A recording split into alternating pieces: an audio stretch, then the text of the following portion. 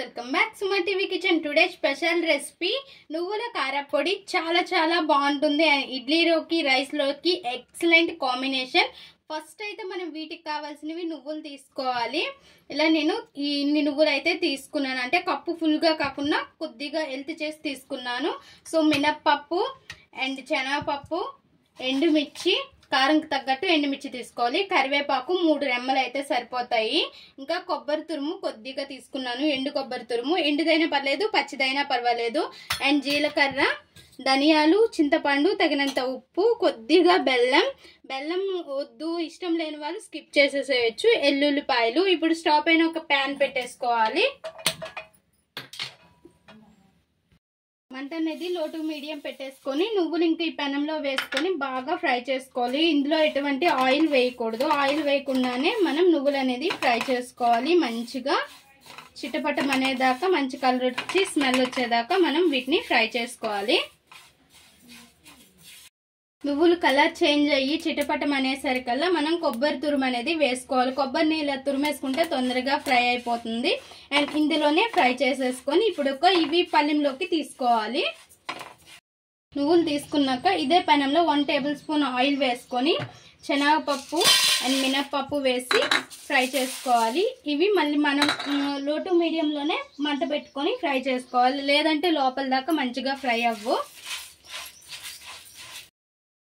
ఇంకా ఇవి బాగా ఫ్రై అయిన తర్వాత జీలకర్ర అండ్ ధనియాలు, చింతపండు ఉంది కదా దాన్ని కూడా వేసుకోవాలి. చింతపండు కొంచెం మెత్తగా ఉందనుకోండి, ఇలా ఫ్రై చేసుకుంటే బాగా ఉంటుందన్నమాట, కొంచెం గట్టిగా ఉంటుంది. ఇంకా మనకి కారపొడికి అయితే నెల్లూరు పెట్టింది పేరు కదా, మా ఇంట్లో కూడా బాగా తింటారు. మా ఇంట్లో అంటే నేను కూడా అనుకోకండి, నేనైతే నెల్లూరు అమ్మాయిని కాదు, బొబ్బిల అమ్మాయిని. మా ఇంట్లో వాళ్ళంటే మా హస్బెండ్, మా చిన్న బాబు 4 ఇయర్స్ బాబు కారపొడి ఏం తింటాడంటే చాలా బాగా తింటాడు. అసలు చేతిలో వేసుకొని తింటానే ఉంటాడు, వేస్తూ ఉంటే అంత బాగా తింటాడు. ఇంకా బాగా చేయాలి కారపొడులు, చాలా బాగా తింటాడు. ఇంకా అదే పెనంలో కొద్దిగా లైట్గా ఆయిల్ జస్ట్ అలా చిలకరించినట్టు వేసి ఇంకా ఎండుమిర్చి కూడా వేసి ఫ్రై చేసుకోవాలి. ఇందులోనే కరివేపాకు కూడా వేసేసి బాగా ఫ్రై చేసేసి ఇంకా వీటిని కూడా పక్కకు తీసేసేయాలి. ఇవన్నీ కూడా బాగా చల్లారిపోవాలి, కంప్లీట్లీ చల్లారిపోవాలి. ఇంకా ఈ పప్పులన్నీ చల్లారిపోయాయి కదా, ఇంకొక మిక్సీ జార్ తీసుకొని ఇందులోకి పప్పులన్నీ కూడా తీసేసుకోవాలి. ఇందులోనే ఎండుమిర్చి, కరివేపాకు అన్నీ కూడా వేసుకోవాలి. తగినంత ఉప్పు, బెల్లం అన్నీ కూడా ఇందులోనే వేసేసుకోవాలి.